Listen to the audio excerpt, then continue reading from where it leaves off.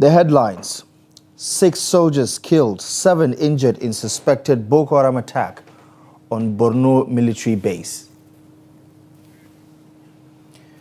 Kebbi politics shifts as all PDP senators defect to APC. Kano tricycle fares spike as residents turn to cheaper alternatives. And on the foreign scene, Trump, Crown Prince ink multi-bilateral deals. Hello, good evening and welcome to the news update on Trust TV. I'm Abdullahi Ahmed.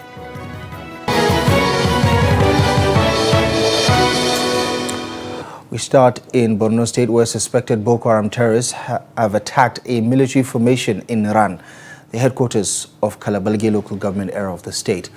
Reports say the fresh attack occurred at about 12 midnight on Tuesday, killing 5 soldiers and injuring 6 others.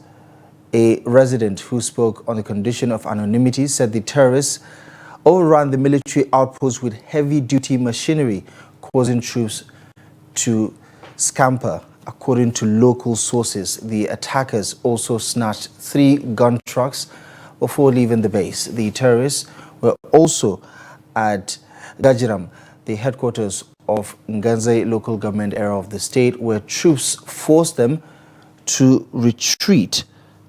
Now, the terrorists, according to the report, the concurrent assault occurred less than 14 hours after suspected ISWAP and Boko Haram fighters targeted a military base in Marte and Dikwa local government areas of Borno State on Monday. In Marte, the terrorists raided a Ford base of the 153 Battalion, killing soldiers and seizing gun trucks and motorbikes, as well as weapons from the armory. Casualty figures have not been officially confirmed, but sources say 7 soldiers have lost their lives.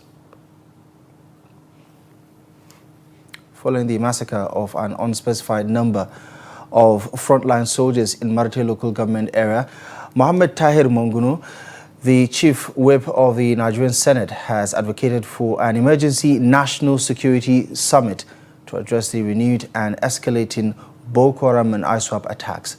He says the unfortunate attacks without confrontation in Borno, Yobe and parts of Adamawa State and other communities in the northeast, as well as other states of the Federation, poses a great sabotage not only to the efforts of the federal government led by Bola Ahmed Tinubu, but also on the governors of the northeast, as well as other security agencies and members of the Nigeria Civilian Joint Task Force, as well as local vigilantes and hunters, as well as stakeholders who have been sacrificing their lives in defense of these territories. He sympathized with the families of the deceased soldiers and prayed Allah to grant them a Jannatul Firdaus for their souls, for those who have paid the ultimate price, while praying for quick recovery of injured personnel. Still talking security, the Assistant Inspector General of Police in charge of Zone 15, Kelechi Omuameli, has appealed to the conflict-affected communities to provide intelligence that will help curtail insurgency across the northeast region. He made the call during a meeting with critical community-based security stakeholders at the Borno State Police Command headquarters in Maiduguri. The Assistant Inspector General of Police says the Inspector General of the Nigerian Police mission of 40% reduction in crime across the country remains a top priority, with the needed support from affected communities with reliable intelligence to tackle banditry, kidnapping and terrorism. He added that the police will strengthen its synergy with sister security agencies in sustaining peace and tackling the rising menace of terrorism experienced in Borno State. As the supervising police formation oversighting Borno and Yobe states, the zone is committed to ensuring the establishment of effective communication channels for feedback and emergency management, organizing regular security briefings and public awareness programs, ensuring improved rapid response capabilities for incident management, promoting the establishment and enhancement of existing community-based early warning systems in markets, schools, and neighborhoods. We believe that through structured cooperation, trust building, and shared accountability, Borno can become a good example in post-conflict security and community resilience. We know that crime is transit. Crime is not something that is static. Offenders move from one location to another. If you displace them from this location, they move to another location. And that's why we need their input. We need their, when you see something, say something. We need to profile the passengers. We need to have a sort of preview of what they are carrying. We know we have logistics supply, sympathizers to the insurgent. So the transport sector are very, very critical in contributing towards this. And of course, our EOD, the Explosive Ordnance Unit of the Command, has been carrying out a lot of risk awareness education.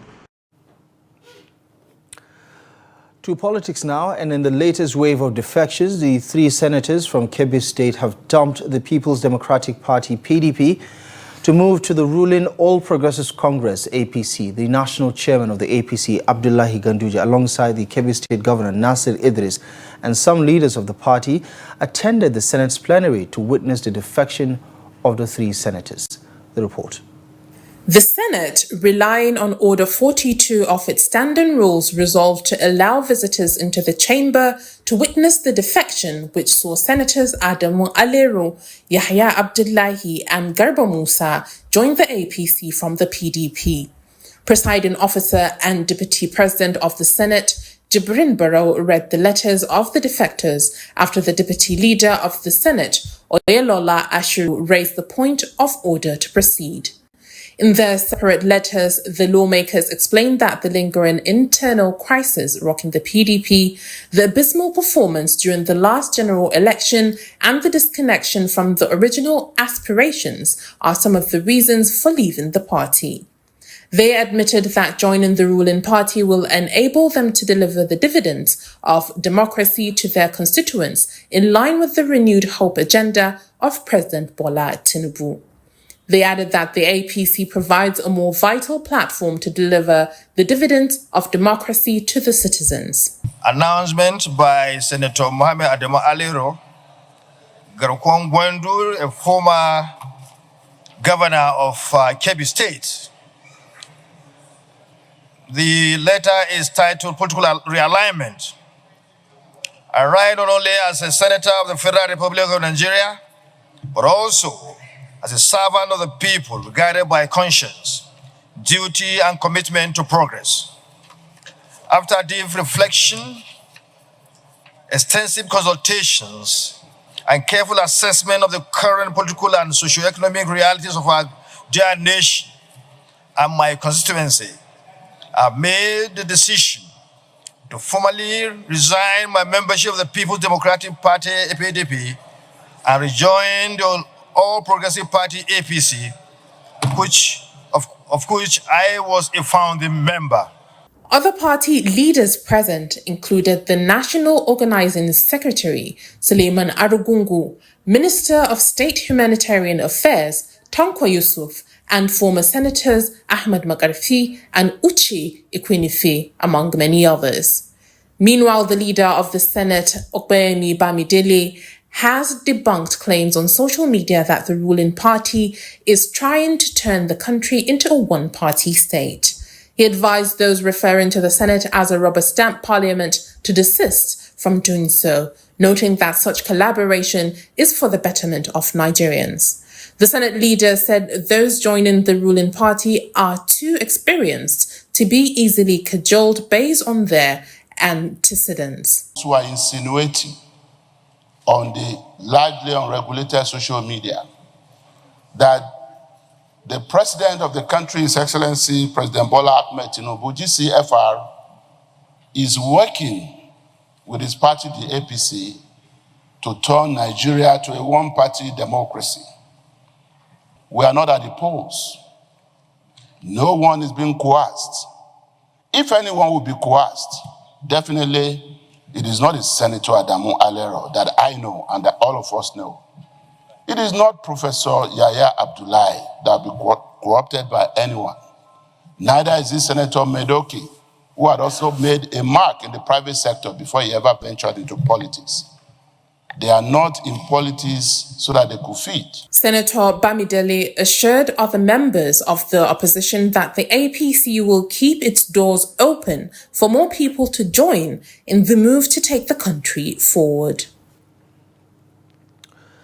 In other news, Justice Binta Nyako of the Federal High Court, Abuja, has fixed June 27 to deliver judgment on the suit filed by the suspended Kogi Central lawmaker, Senator Natasha Akpoti-Oduaghan, challenging her suspension from the Nigerian Senate.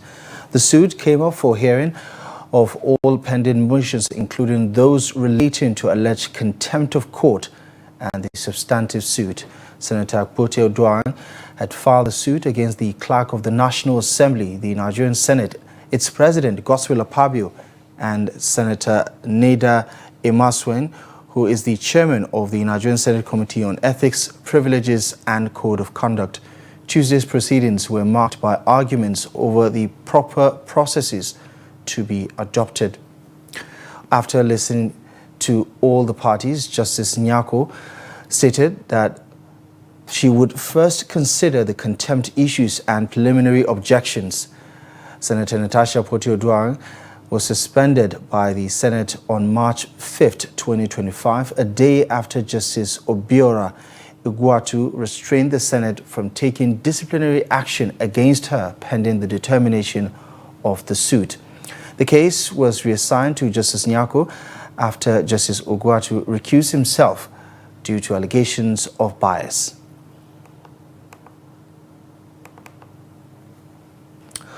Former Presidents Olusegun Obasanjo and General Abdulsalami Abubakar say rebuilding Nigeria demands resilience and a united front from all citizens. The statesmen made the call during the launch of Sule Lamido, A Life of Service, the autobiography of former Jigawa State Governor Sule Lamido, held in Abuja. The event drew political heavyweights, including former Vice President Atiku Abubakar, Peter Obi, and many others. Sule Lamido has admirable character, and I admire him. When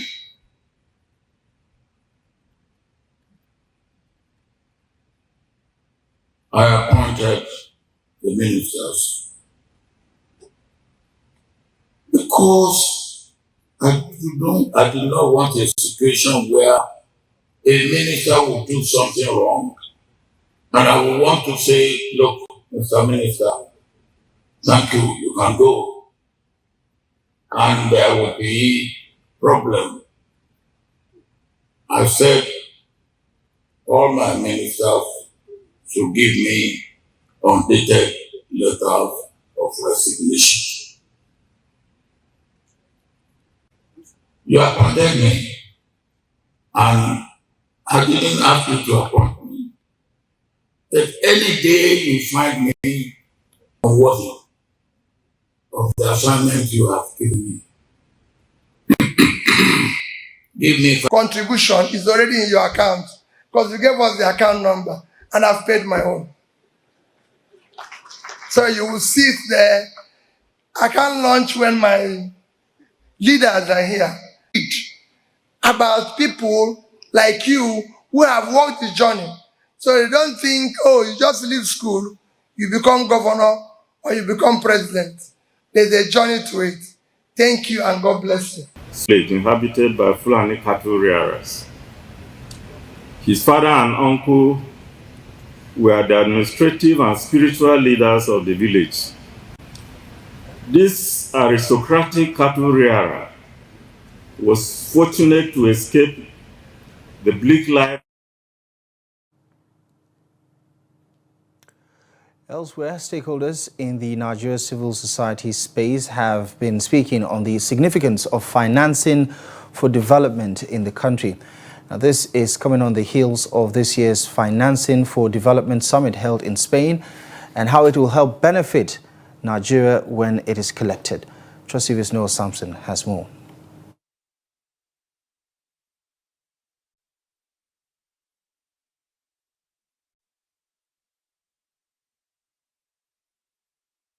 The Financing for Development FFD process, initiated in 2002, was created to mobilize resources and foster a comprehensive approach to financing sustainable development. The FFD process seeks to align financing flows and policies with economic, social, and environmental priorities, ensuring that resources are effectively utilized to achieve the Sustainable Development Goals (SDGs), with this year's summit holding in Spain. This initiative emerged as a critical response to the growing recognition that development efforts require not just aid, but a broader mobilization of domestic and international public and private resources. Nigeria's participation in the global financing dialogue can indirectly affect its citizens by influencing economic policies and development strategies.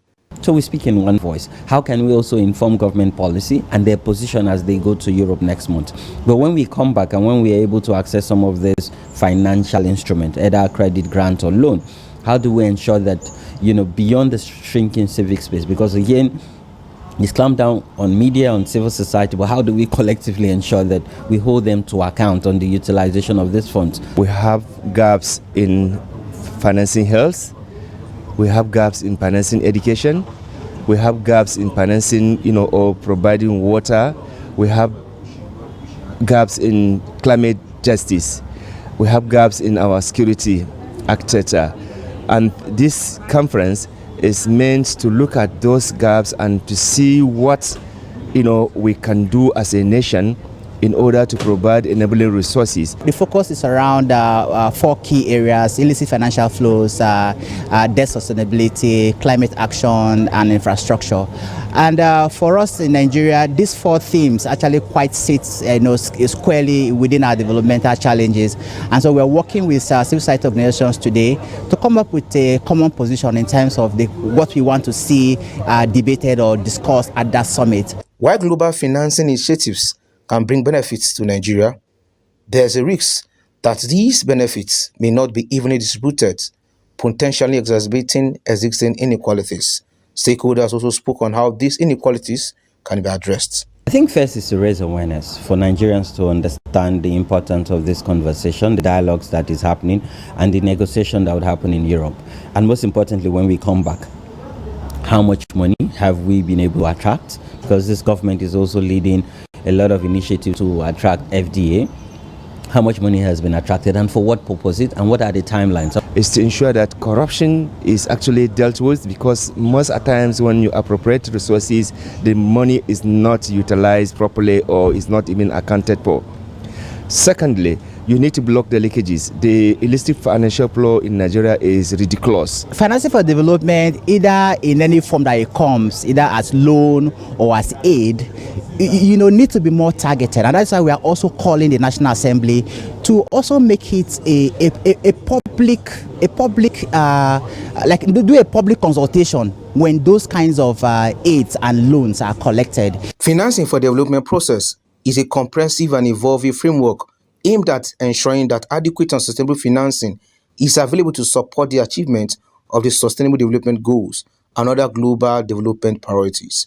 Noel Samson, Trust TV News, Abuja. Now, in recent years, daily transportation in Kano metropolis has been increasingly dominated by tricycles, leaving commuters with very few viable alternatives. With rising fuel costs and growing traffic congestion, frustration among residents and traders is on the rise, as many are calling for urgent and sustainable transportation solutions. While the Kano State government has repeatedly promised transport reforms, the lack of implementation continues to fuel discontent among the citizenry. Trust TV's Abdulaziz Ibrahim has more in this report. From small business owners to workers rushing to meet the morning grind, daily commuting in Kano now heavily depends on tricycles. While some commuters are satisfied with this popular mode of transport, many are demanding urgent change. On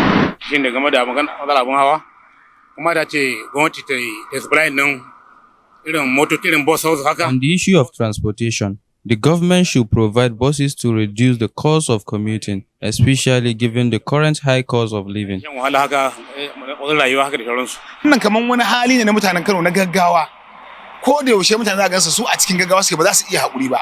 People are usually in a hurry and may not want to wait for vehicles. But with the high cost of fuel, even using tricycles doesn't solve the problem. People still wait a long time. Gaskiya abin hawa gaskiya ana haye zama ana cikin matsala dai akan abin hawa saboda tsadan man fetur din nan. Transportation is a real problem. We want the government to reduce the fuel prices. It is very expensive now, and sometimes we spend a long time waiting for tricycles or negotiating fares. For small-scale traders in Kano, the challenge is even greater. The high cost of moving goods with tricycles significantly cuts into their profits. Akwai mashina da yawa, za ga mashina da yawa, amma matsalar transport gaskiya ana cikin matsalar transport saboda there are many tricycles on the roads, yet transportation remains a problem. When our customers come to buy products, they complain that the cost of tricycles affect their profits. Abin da yake kawo cunkoso. Also, the sheer number of tricycles contributes to traffic congestion. As part of its megacity vision, the Kano State government says it has several transportation projects in the pipeline. Kano State have its own transportation policy, and based on that policy that we have now, we will start breaking it one by one. I have a plan in every sector in the transport, which we are going to make that transit, that mass transit, which is the BRT that we wanted to implement, is on the process as soon as inshallah. But it's not just commuters facing difficulties. From Singa to Sabongeri Market, large trucks supplying the markets frequently clog major roads. Meanwhile, the Kano State Ministry of Transportation has pledged to strictly enforce parking laws and introduce new traffic control measures. We have come with an ideology of trailers park, which we have started, and we have plugged off this trailer park, which we started with the Kasina Road, which is near Doano Market. All those trailers that are coming into, they have to go there and park. After they upload what they bring to the state, or whatever they bring to the market, or when they wanted to load what they are taking to the various places in Nigeria. Alhamdulillah, we are on it. And by special grace of God, in some little days, this operation will start the way we plan it. For now, authorities are urging road users to comply with traffic regulations. The road to a better transport system in Kano may be long, but for many residents, it's clear the time for change is now. Abdulaziz Ibrahim, Trust TV News, Kano. Immigrant communities, lawmakers in the United States have introduced a draft bill proposing a 5% excise tax on all remittances sent abroad. The bill, unveiled by House Republicans on Monday, targets financial transfers from the United States residents to recipients in foreign countries. Now, while it broadly affects immigrant families, the proposed tax poses a challenge for Nigeria, a country heavily dependent on funds sent by members of the diaspora. Now, the tax would be paid by the sender and collected quarterly by the United States Treasury Department. Verified U.S. citizens would be exempt from the levy and could claim it as a credit. Now, the bill also exempts remittances sent via authorized providers by verified U.S. senders. According to Central Bank of Nigeria's Governor Olaimi Cardoso, between January and October of 2024, Nigeria received $4.2 billion in diaspora remittances through international money transfer operators. Staying with developments on the international scene, U.S. President Donald Trump on Tuesday signed a host of economic and bilateral cooperation agreements in Saudi Arabia as he kicked off a 4-day Middle East trip with a focus on deal-making with a key Middle East ally, while shared concerns about Iran's nuclear program and the war in Gaza dragged on in the background. Crown Prince Mohammed bin Salman, the Saudi de facto ruler, warmly greeted Donald Trump as he stepped off Air Force One at the King Khalid International Airport in Saudi Arabia. Now, the two leaders then retreated to a grand hall at the Riyadh airport, where Trump and his aides were served traditional Arabic coffee by waiting attendants wearing ceremonial gun belts. Now, the latter signed more than a dozen agreements to increase cooperation between governments, militaries, justice departments, and cultural institutions. Additional economic agreements were expected to be inked later on Tuesday as a US-Saudi investment conference convened for the occasion. Prince Mohammed bin Salman has already committed to the sum of $600 billion in new Saudi investment in the United States, but Trump teased a $1 trillion would be even better.